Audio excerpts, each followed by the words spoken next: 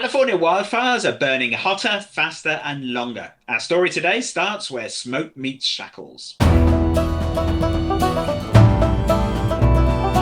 California's wildfire seasons are brutal. Millions of acres burned, billions in damage, and communities destroyed. But here's the twist. Some of the firefighters on the front lines are incarcerated individuals. And there's a bill in Sacramento that could change their futures. Welcome back to Beyond the Bill Number. I'm Stephen. And I'm Sarah. Today, we're primarily talking about California AB 1380, a bill that might finally clear a path for incarcerated firefighters once they leave custody. We're also going to check out a couple other interesting bills along these same lines. But I really want to get into at the beginning, do you even have fires in the UK? I feel like I never hear about fires there. And maybe that's just because the ones here are so dominant in our coverage. But I was in Spain over the summer and there's a big fire outside of Madrid.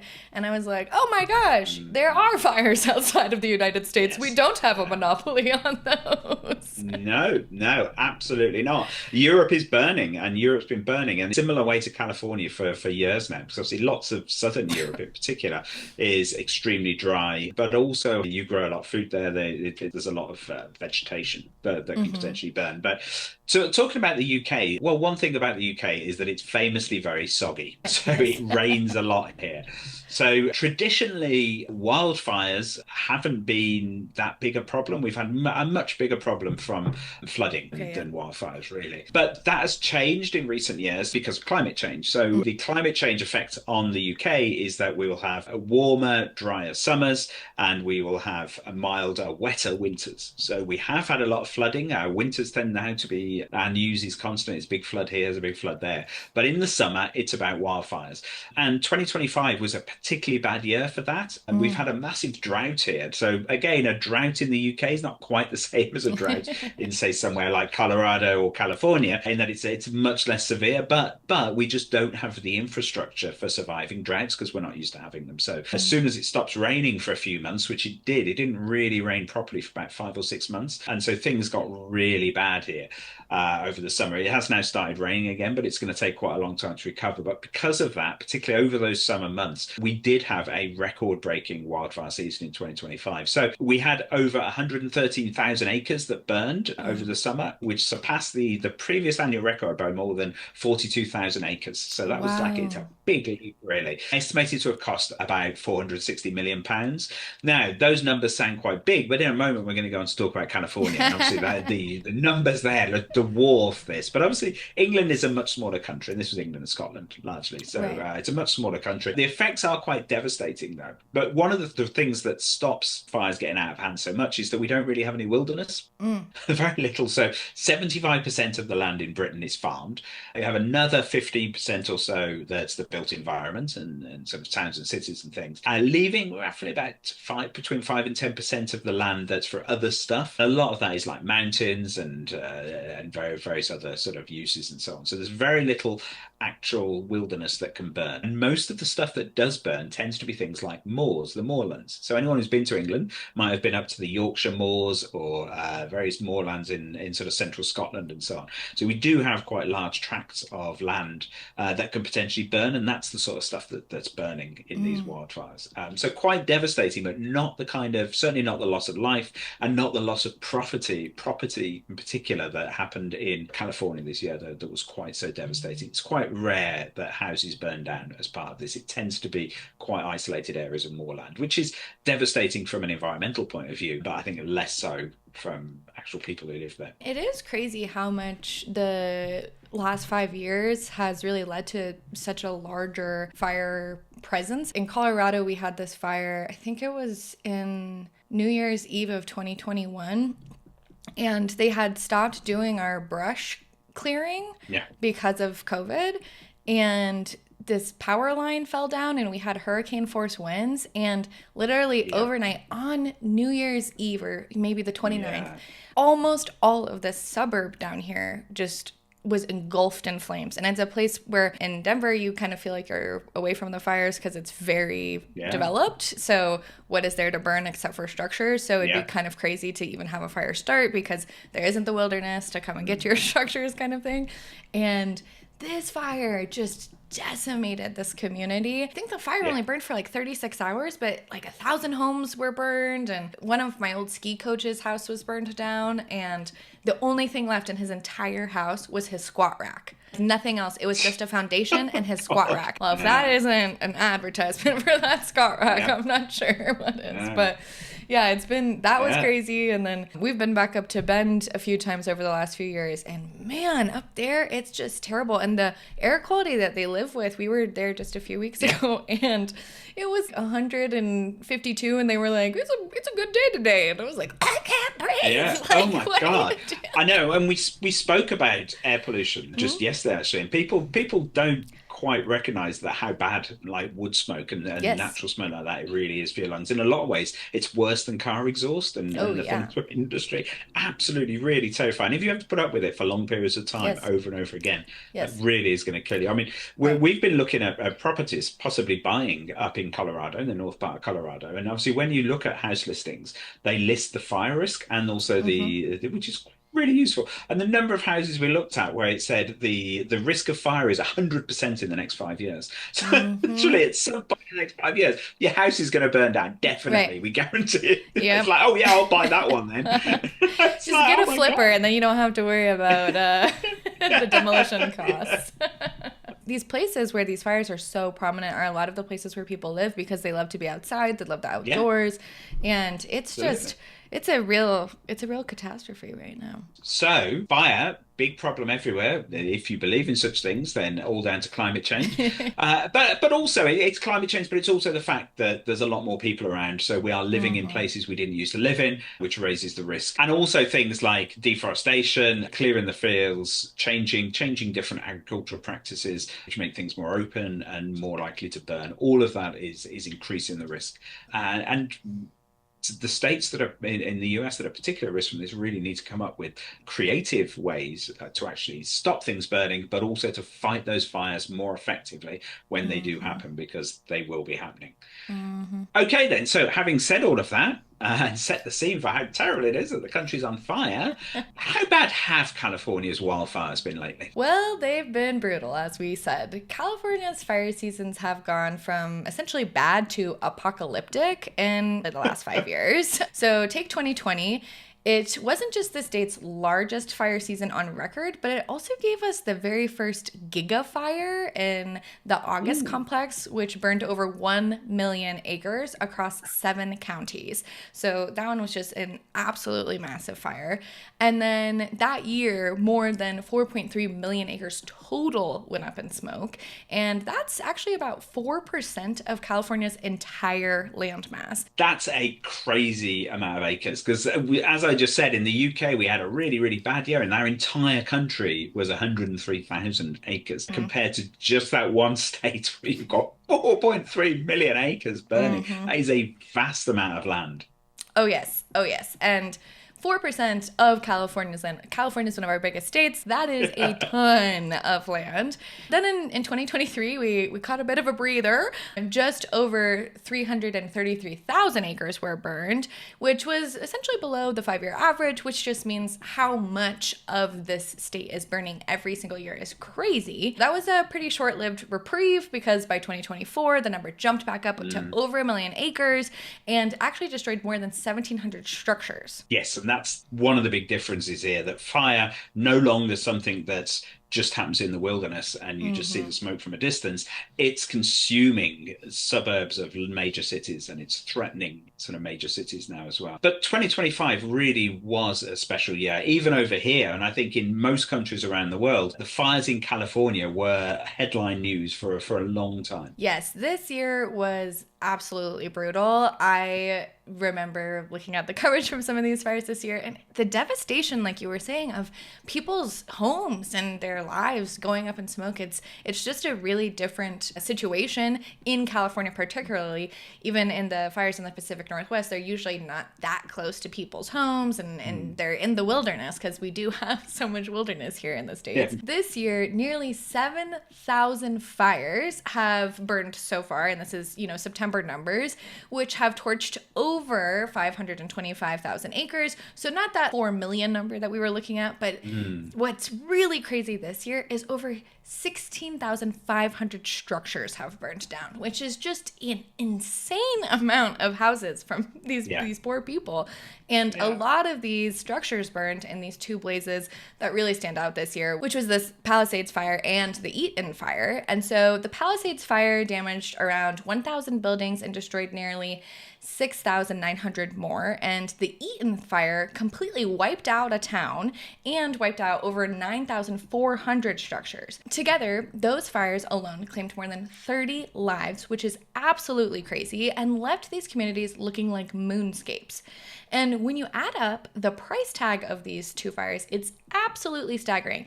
They actually don't quite know where it's falling yet because it is still semi-new. There's a lot of insurance issues. Insurance companies are now trying not to cover people in California. It's a whole thing. Yeah.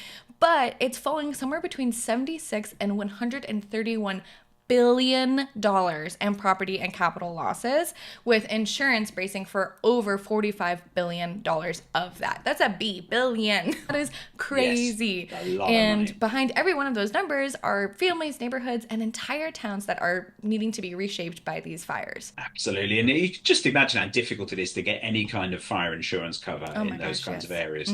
Do you just gamble? I mean, do you just build your house, not have insurance, and just hope it doesn't burn down? Because if you don't have any insurance and your house burns down, what do you do? Who can afford I to don't rebuild a know. house? Yes, it's so crazy to think about this. And I'm from the mountains in Colorado, and I always have dreamt of getting a cabin and being away from people again one day. I've lived my city life, but there's a lot of stuff in even my town that doesn't have a ton of fires that they're trying to do to help people maintain their insurance premiums, like cutting trees down around their house. And there's this thing Yeah. called firescaping now. And that's for people who are definitely in the wilderness. But the crazy thing about this Palisades and Eaton fire, and even the one that happened here a few years ago that I was talking about, is these are in the suburbs. Here, I would never think that I wouldn't be able to get home insurance for Yeah. a fire because I'm in the middle Absolutely. of the city. For my house to burn down, something has to go wrong. Yeah, It's really not bad. like an act of Mother Nature. So No. we're in a really weird time for the insurance. I don't know how California is going to grapple with it, and especially this is one of our strongest economies. People love to live there.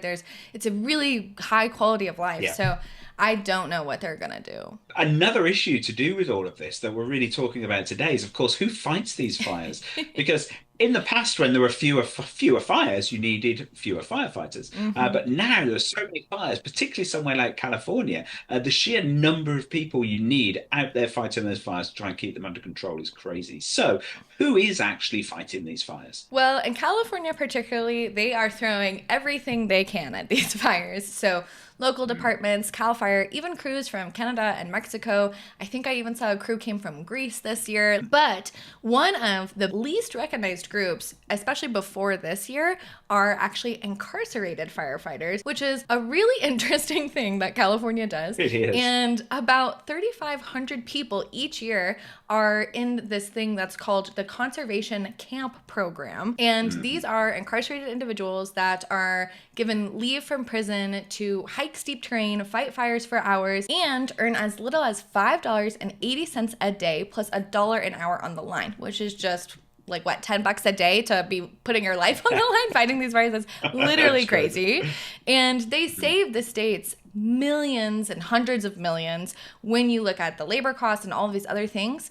But when they're released, most of them can't even get hired as professional firefighters because of their records. Yes, which I mean, when I first read about this bill, I was like, "That's crazy! You can't take people out of prison and throw them into fires effectively. It's like some sort of dystopian movie about using prisoners in these sort of terrible situations. But actually, when you think about it, when you look at it, it can be a really good thing because you're actually giving people a purpose back. But it only works if when they get out of prison, they're then able to pursue that and actually become firefighters. And it's a real paradox, isn't it? So you're Yes. good enough to protect the state during a gigafire when you're in prison, but you're not good enough to actually get a job afterwards doing what they've trained you to do while you're in prison. So I'm assuming then that these bills that we're looking at are starting to address this. You would be right. And this year, I think there's a huge renewed interest in this issue, especially outside of California, because people were like, whoa, what the heck is this?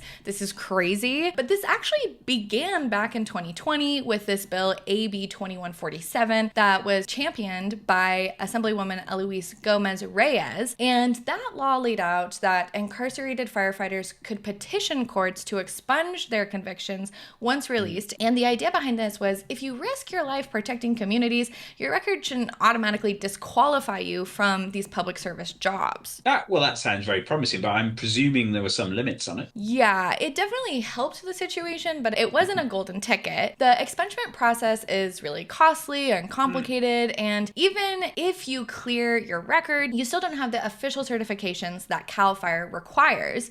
So a lot of veterans of fire camps were still shut out on this. Okay, so not ideal then, but this brings us to the new bills of 2025. So let's start with AB 247, the Firefighting Freedom Bill. What does it do? Well, other than having a very nice little name, AB 247 is co-authored by Senator Lola Smallword Cuevas and Assemblymember Isaac Bryan. And this tackles pay and benefits. And so, like I said earlier, $5.80 a day plus $1 on the line, $10 a day to be literally putting your life on the line is crazy. And it's kind of amazing because that's actually one of the higher paying jobs that you can get while you're in prison, which brings the whole prison labor camps and the whole thing when that's not what we know. But this bill does require that wages are raised for these people that are a little bit closer to the seasonal CAL FIRE rates and adds protections like workers' comp, retirement contributions, and health coverage, which, you know, with these people breathing in the smoke, fighting these fires, we know this is a dangerous job that puts you physically in danger, that the health insurance piece of this is definitely not there. But basically the idea of this bill is if you're risking your life, you deserve more than cafeteria money. Yes, that sort of sounds very, very sensible, isn't it? Particularly the health insurance. I hadn't really thought about that. But obviously, if you're a firefighter, you want to know that you've got really good health coverage because you're the chances of you getting hurt while you're doing this job, obviously, much higher than for most other jobs. So did it pass? It did. It passed the legislature in September. So we're still waiting for the governor's pen, but I think there's a lot of positive vibes behind this one. It's just going to be costly for the state. Absolutely, absolutely. So I can certainly understand why the governor would be scrutinizing it very carefully and would want to look at all the numbers before he signs off on it, because he's, to make sure they've got the budget for it. But it certainly does seem a very worthy bill. So let's hope that he gets his pen out. Okay, so now to the headliner bill then, AB 1380. So walk us through this one. Yeah, so this one, there's been a lot of news coverage about. There's this one amazing firefighter that's kind of touring around where he was incarcerated. Now he's a fire chief. And this bill really comes down to a lot of the issues of this program and what's going on here, and really believing that people can have a second chance while we're also kind of using them in a place where they're at a disadvantage and getting to really, invest in people. So AB 1380 is all about turning fire camp service into a career pipeline. And like we said, there's more fires. We need more firefighters. This honestly should be a no-brainer. And it's in three big parts. So there is the first part, which is certification before release. So if you finish the CAL FIRE training on the inside, you get the official documentation for Firefighter 1 jobs on the outside. Then there's hiring preference. So if passed, this would start in 2027, that formerly incarcerated firefighters get a leg up in CAL FIRE's applicant pool. They've already served. They already know what they're doing, which makes sense. They're overqualified compared to a new person that is trying to create this career. And then there's the oversight and reporting piece of this. So CAL FIRE and the CDCR, or California Department of Corrections and Rehabilitation, will track hiring outcomes and report back to the state legislature. Yeah, so this then, it goes beyond just clearing the record or just providing a bit of extra cash. It's about creating this direct route from prison, where you've got a lot of people who have poor job prospects when they get out, to this very rewarding and I would hope quite well paid job. So it seems like a complete no-brainer, as you say. Right, exactly. And advocates say that this really strengthens the workforce, it reduces recidivism, and it fills these firefighter shortages, which which I think that's kind of the last piece here. I think a lot of this actually comes with these first two pieces, that this is a crazy thing to be doing to people, and then also not giving them the opportunity to have this career afterwards. It's a very bad juxtaposition for the state, especially one that is known for liberal values. And then also there's a huge amount of firefighter shortages, and we need more firefighters. So it really should be a no-brainer, and it really has bipartisan is. support. So right now it's parked in the State Senate Appropriations Committee in a suspense file. That's if anyone understands anything about California legislation, knows that's not a good thing. But I can absolutely see why an appropriations committee wouldn't like this, because it must be a hugely expensive thing to do. But at the same time, as we say, it's needed, isn't it? And so a state like California that's on fire every year, this is basically where it needs to be spending its money. So let's hope that the senators can take another look at this. So let's just talk winners and losers then. So who benefits if AB 1380 passes? Number one, the state gets more firefighters, which they need. That also means that communities get safer, and also incarcerated individuals who have already proven themselves get a fair shot at careers. And critics, they worry about the cost and whether CAL FIRE can handle a bigger applicant pool and these other types of things. But the upside is pretty clear. The talent is already training and ready. We just need to get a process where we can use it. Yes, absolutely. And people may be concerned about felons effectively going out to fight fires and be wandering around these communities. But the point about this, and the beauty, is that these have already been tested. They've already proven that they can do the job, and that they're out there and that they're doing a good job before you take them on. It's just like the best way of employing somebody is obviously employing somebody who's already been doing the job, so you know they're good at it. And this is exactly it, isn't it? And the felons are already fighting the fires, so it's not like when somebody comes to your house and your house is going to burn down, you're like, are you a felon or not a felon? That's gonna, that's not how this works. So they're already doing it, so why not give them the chance to do it after they're out? Yeah, absolutely, and stop them reoffending, which is added bonus, isn't it? Absolutely. So zooming out then, AB 2147 expunged records, AB 247 fixed the pay, and AB 1380 builds this pipeline of taking people from prison into actually becoming firefighters. So what's the bigger takeaway here? Yeah, I mean, the bigger picture here is California is rethinking rehabilitation and wildfire response. Instead of treating fire camp as cheap labor, lawmakers are starting to see it as a workforce development program. And that shift is about justice, yes, but it's also about public safety and resilience as these wildfires are getting worse. Okay, so final thoughts? California's wildfires are not slowing down anytime soon, and knock on all the wood that we can for the good luck and all of that, but that's not the way that this society and our earth is moving. So we need every trained firefighter we can get, and AB 1380 could really turn a revolving door into a career ladder. The only question is whether lawmakers will actually clear that path. Okay, so the next time you see a headline about California's fires, just remember the real story might be hiding beyond the bill number. Thanks for listening, and you can read the full blog and track these bills at billtrack50.com. Don't forget to subscribe, rate, and share Beyond the Bill Number, where we keep it factual, funny, and just a little bit fiery. Catch you next time.